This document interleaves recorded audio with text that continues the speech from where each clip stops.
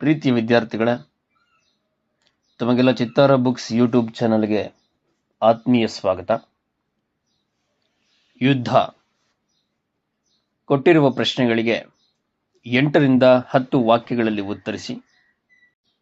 ರಾಹಿಲನು ಮುದುಕಿಯ ಕುಟುಂಬಕ್ಕೂ ಮುದುಕಿಯು ರಾಹಿಲನಿಗೂ ಮಾಡಿದ ಸಹಾಯವನ್ನು ಸಂಕ್ಷಿಪ್ತವಾಗಿ ವಿವರಿಸಿ. ಸೈನ್ಯದಲ್ಲಿ ವೈದ್ಯನಾಗಿದ್ದ ರಾಹಿಲನು ಯುದ್ಧದಲ್ಲಿ ಗಾಯಗೊಂಡು ಶತ್ರು ಸೈನಿಕರಿಂದ ತಪ್ಪಿಸಿಕೊಂಡು ಮುದುಕಿ ಮನೆಗೆ ಬಂದಾಗ ಅವಳ ಸೊಸೆ ಹೆರಿಗೆ ನೋವಿನಿಂದ ನರಳುತ್ತಿದ್ದಳು. ಆ ಸಮಯದಲ್ಲಿ ಮುದುಕಿಯ ಮಗ ಯುದ್ಧಕ್ಕೆ ಹೋಗಿದ್ದನು.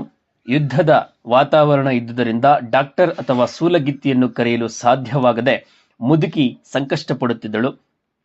ಈ ವಿಷಯವನ್ನು ಮುದುಕಿಯಿಂದ ತಿಳಿದ ರಾಹಿಲನು ತಾನು ಒಬ್ಬ ವೈದ್ಯನಾಗಿದ್ದು ಆಕೆಯನ್ನು ಪರೀಕ್ಷಿಸುವುದಾಗಿ ತಿಳಿಸಿದನು.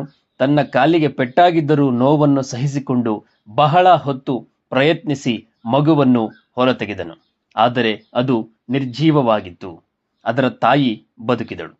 ರಾಹಿಲನನ್ನು ನೋಡಿದ ಮುದುಕಿಗೆ ಅವನು ತಮ್ಮವನೇ ಅಥವಾ ಶತ್ರುಗಳ ಕಡೆಯವನೇ ಎಂದು ಸಂದೇಹ ಉಂಟಾಯಿತು.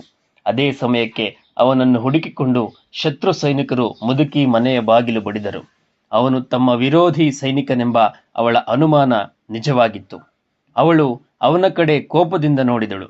ಆದರೆ ರಾಹಿಲ ದಯನೀಯ ನೋಟದಿಂದ ಬಾಗಿಲು ತೆರೆಯಬೇಡಿ ಎಂದು ಕೈಸನ್ನೆ ಮಾಡಿದನು. ಅವನು ಸಂಕಷ್ಟದಲ್ಲಿ ತನ್ನ ಸೊಸೆಯ ಪ್ರಾಣ ಉಳಿಸಿದ್ದರಿಂದ ಮುದುಕಿಯು ಅವನನ್ನು ಸೊಸೆ ಮಲಗಿದ್ದ ಕೋಣೆಯಲ್ಲಿ ಮಂಚದಡಿಯಲ್ಲಿ ಬಚ್ಚಿಟ್ಟು ಅಲ್ಲಿಗೆ ಬಂದಿದ್ದ ಸೈನಿಕರಿಗೆ ಈ ಕಡೆ ಯಾರೂ ಬಂದಿಲ್ಲ ಎಂದು ಸುಳ್ಳು ಹೇಳಿ ರಾಹಿಲನನ್ನು ರಕ್ಷಿಸಿದಳು.